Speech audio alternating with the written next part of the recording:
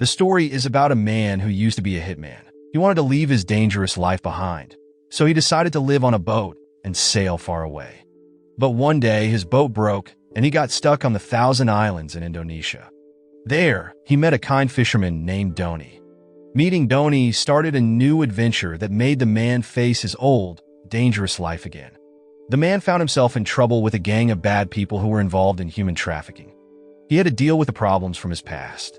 Meanwhile, the story also introduces Ryan Teller, an Australian traveler who loves exploring new places.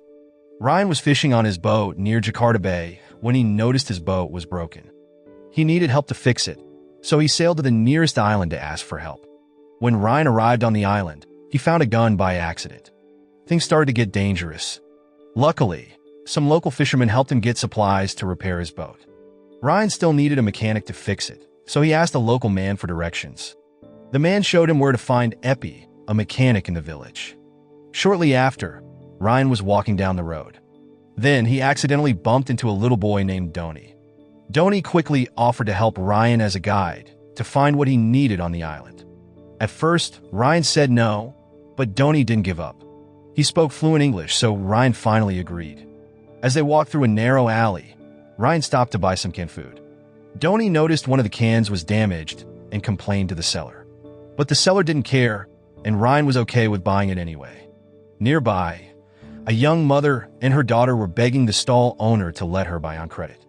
The seller refused because the woman already owed too much money. The young mother turned out to be Doni's mom, Jenny. Her husband had died in a sea accident, and she was struggling to support her family.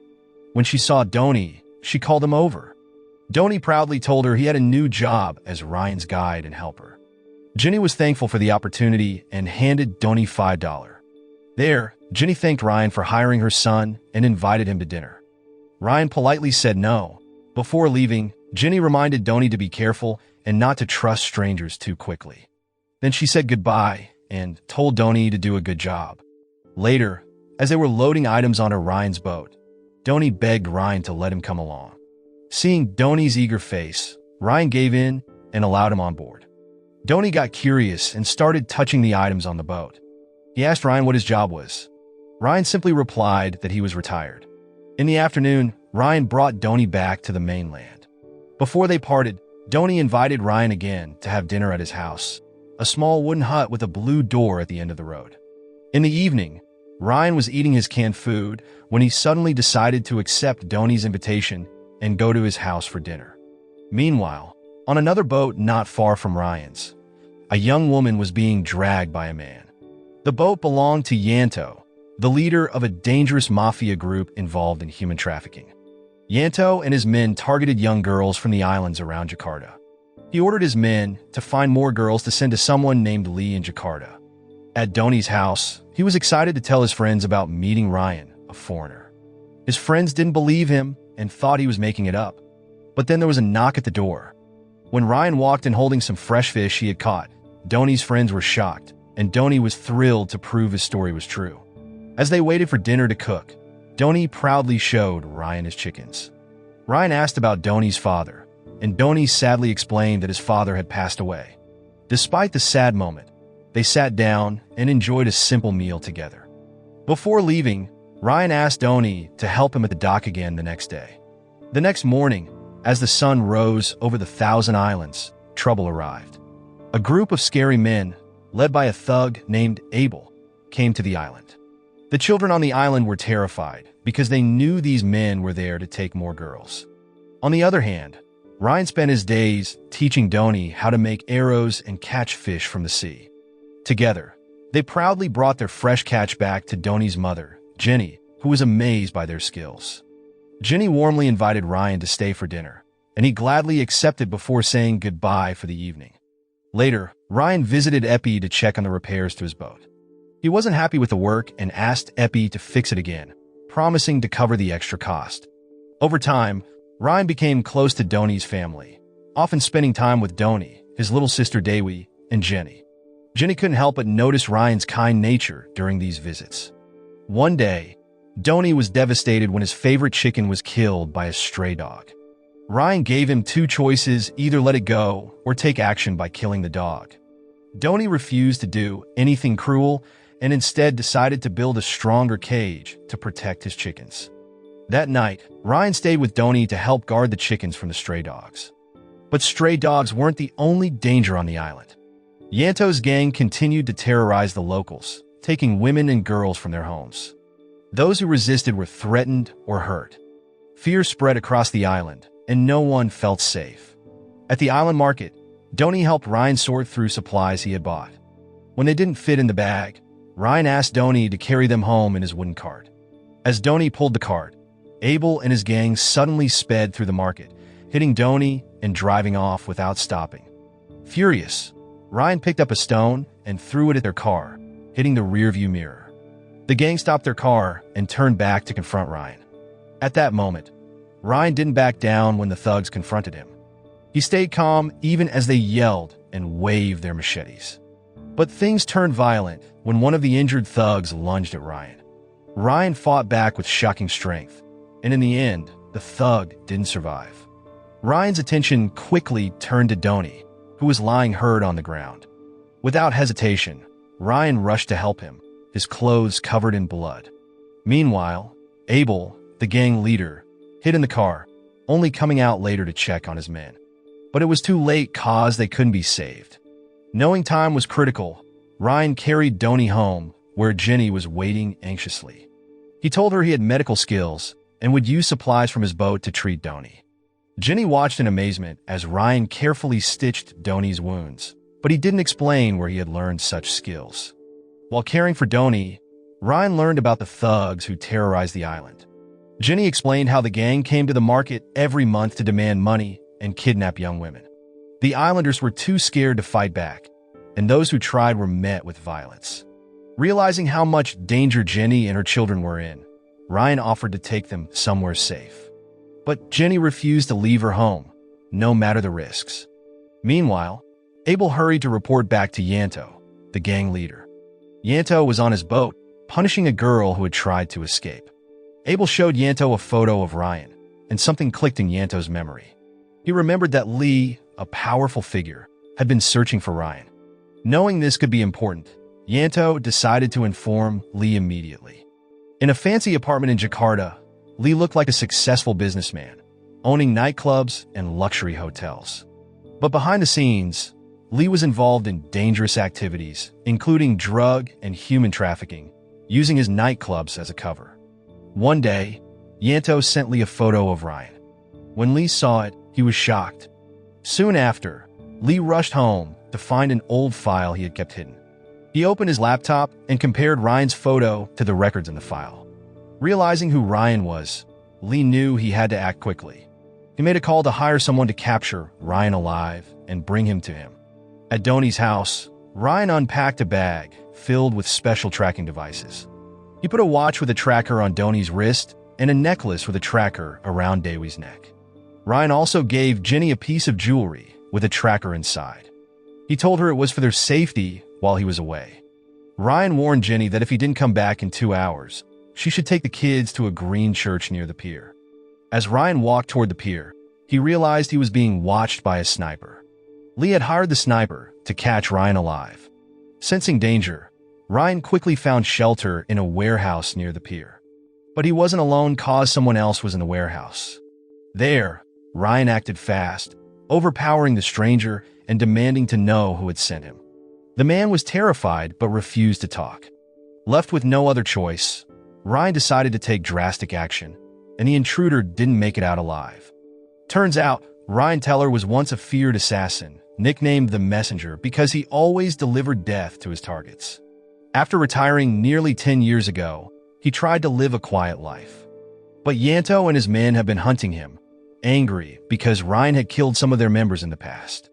And Lee, a rich businessman with a secret dark side, warned Yanto not to underestimate Ryan. Lee told him to wait for help from Jakarta before making a move. Lee had his own reasons to hate Ryan, cause he believed Ryan had killed his parents when he was a child. At that time, Lee's girlfriend, Tika, tried to calm him down, but Lee was filled with anger and grief. After his parents' murder, Lee inherited their fortune and became the sole heir to a powerful business empire. Now, Lee wanted revenge. However, his men on the island were too scared to fight Ryan, so Lee had to wait for backup. Impatient, Yanto decided to act on his own, targeting Ryan's loved ones. Lee was furious at Yanto for being reckless and risking their entire operation. As Ryan walked through the village on the island, he felt like someone was watching him. Turns out, he was right because a sniper had their sights on him. Trusting his instincts, Ryan quickly took cover in a nearby building. Inside, he was shocked to come face to face with Tom, an old acquaintance from his days as a hitman. Tom was holding a gun and apologized, admitting that he had been hired to kill Ryan because he needed the money.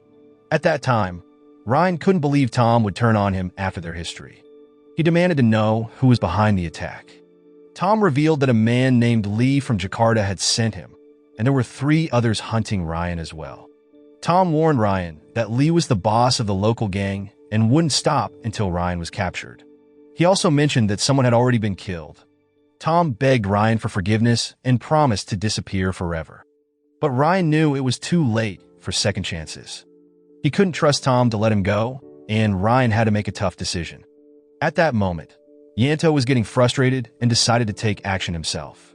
He told his men to go to the island and hurt anyone close to Ryan, including the 2 children who were friends with him. Abel and his group arrived, ready to follow Yanto's orders, but they didn't know Ryan was already prepared. He took out a special tracking device hidden on him and sent a signal for help. Far away in New York, Toby, who worked for an international organization, got the signal. She realized it was from Ryan, a legendary figure known as the Messenger, who had once been one of the best in his field. Back on the island, Abel got a call from Yanto, telling him to harm Jenny and her children. But the people on the island had already seen the gang arriving. Scared, they locked their doors and stayed inside their homes. That night, Ryan worked hard to protect everyone as he faced Yanto's men. Ryan stopped the gang from causing more harm, but he made a mistake. He had focused so much on stopping the attackers that he forgot to check on Jenny's house. When he returned, Doni and Dewey were missing, and Jenny was hurt. At first, Ryan thought she was not okay, but he soon realized she was still alive. Then, he quickly helped her and made sure she was safe. Shortly after, Ryan's phone rang. A man introduced himself as Lee and told Ryan he had to come to Jakarta in 4 hours. If he didn't, Lee threatened to harm Doni and Dewey. Ryan promised Jenny that he would do everything he could to bring the children back safely. With the help of kind neighbors, he made sure Jenny was taken care of before he left. On Yanto's ship, he and his men were surprised by someone they didn't expect, and it's Ryan. Yanto was nervous and tried calling Lee for help, but Lee didn't answer.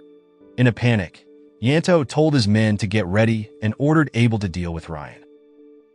While searching the ship, Ryan found a room where several women were locked inside. They were scared, but Ryan gave them tools to protect themselves and told them to stay safe. When Abel tried to approach the room, one of the women stopped him. There, Yanto and his men tried to defend themselves, but Ryan was too smart and quick for them. Realizing he had made a big mistake, Yanto begged Ryan to forgive him and even offered to give him everything he owned. But Ryan told Yanto he didn't need anything from him. In the end, Ryan made sure Yanto couldn't hurt anyone ever again. Moments later, Ryan set out on a dangerous mission, driving his speedboat through the dark night to Jakarta. He called Toby and gave her a secret code, asking for help from 2 snipers. But only one sniper, named Mike, was available, and he was very expensive, cost $1 million for just 1 hour. But at that time, Ryan didn't hesitate and sent the money to hire Mike. When Ryan reached Tanjung Priok port, he saw a green light signal, which meant Mike was nearby. Ryan met with Mike, gave him the secret code, and explained the plan. Mike told Ryan he'd be ready in 16 minutes, so Ryan left to continue his mission. Ryan hopped into a small Bajaj, driven by a man named Adi, and told him where to go. Adi was nervous because Ryan seemed so serious and well-prepared. Ryan explained that he was there to save a young girl and promised to take her to Adi's house to keep her safe before moving to his next stop. Even though Adi was scared, he agreed to help. As they got close to a guarded building, Ryan told Adi to stay inside the Bajaj for his safety. When the guards tried to stop Ryan, Mike the sniper jumped into action. Mike used his skills to handle the guards while Ryan moved forward with his rescue plan. Together, they worked to complete the mission. At that moment, Adi was very scared as he drove the rickshaw, never thinking he would get involved in something so serious. Suddenly, a group of armed men stopped him, pointing their weapons and shouting at him to get out. One of them noticed Ryan's bag and accused Adi of helping him. Just when it seemed like Adi was in big trouble, the men were taken down one by one. And Mike, the sniper, confirmed over the radio that Adi was safe, and Ryan quickly ran upstairs. Upstairs, Ryan found Dewey in danger. Vargas, a man working for Lee, was holding her and mocking Ryan. He couldn't believe Ryan had come back for what he called such a small reason. As Mike prepared to help, Vargas made a video call to Lee. Lee told Ryan that he had waited 12 years to get back at him. Lee explained how Ryan's actions had affected his family and how he wanted revenge. Lee told Ryan to put down his weapon, and Ryan obeyed. But then Lee gave an order to harm both Ryan and Dewey. Before anything could happen, Mike acted quickly, stopping Lee's men. Lee was shocked and hadn't expected things to go wrong. Ryan immediately moved Dewey to a safe corner, asking her to close her eyes and ears. He reassured her that everything would be okay.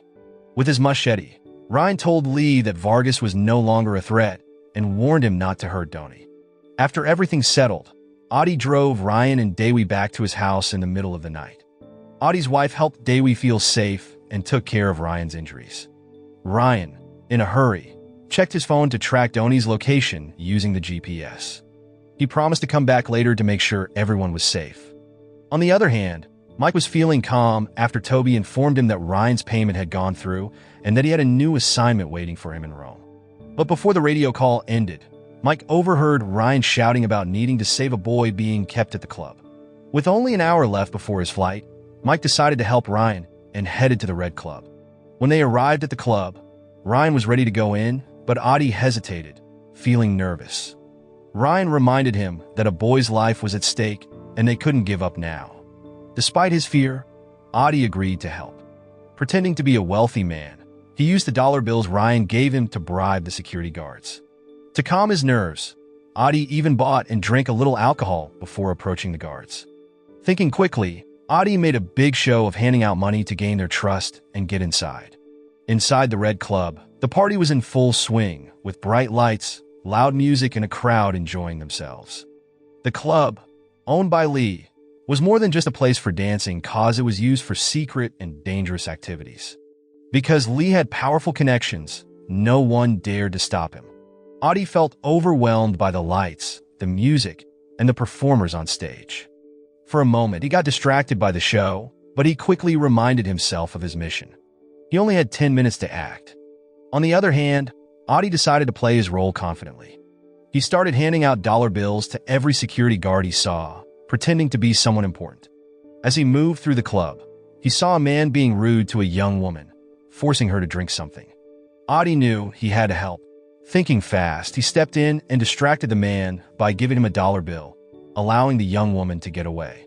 In that moment, Adi became a hero, realizing how important it was to stay focused and stick to Ryan's plan. But then, things took a dangerous turn when the thugs realized the money they were getting from Ryan was actually paper bombs set to explode. With a gun in hand, Ryan stood ready at the door, prepared to face Lee's men.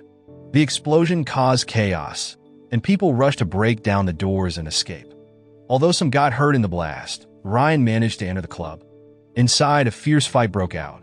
Lee's men fired their machine guns at Ryan and Mike, but the two fought back with all their strength. Mike's voice came through the radio, giving Ryan updates about where Lee's men were, helping him gain the advantage. Together, Ryan and Mike managed to defeat all the thugs in the room, leaving no one standing. With the fight in that room over, Mike signaled that he was leaving. Ryan, meanwhile, made his way to the lower level of the club. Lee, who had been monitoring the situation, began to panic as his men's radios went silent one by one. When Ryan reached the lower level, he encountered another hitman named Jack. Despite the odds, Ryan managed to turn the fight around and defeat Jack. However, as Ryan moved carelessly toward Lee, he got shot. Taking advantage of Ryan's injury, Lee attacked him, hitting him again and again.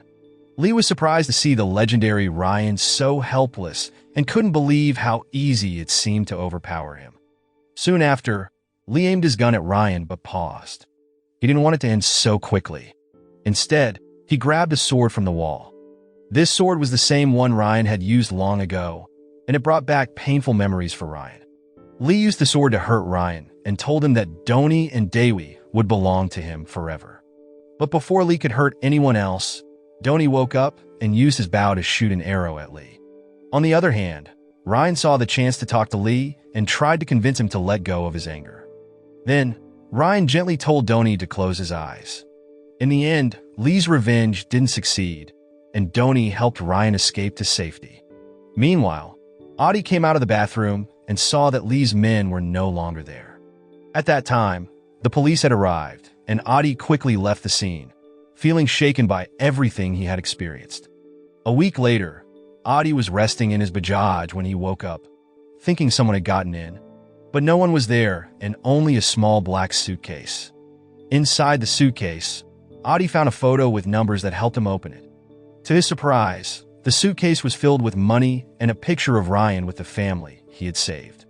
Adi was happy and tried to find Ryan to thank him, but Ryan had disappeared. Adi felt grateful for the unexpected gift and the kindness Ryan had shown. The film ends. The moral lesson from this film is never trust a hitman with canned food cause he might save you or blow up your dinner party.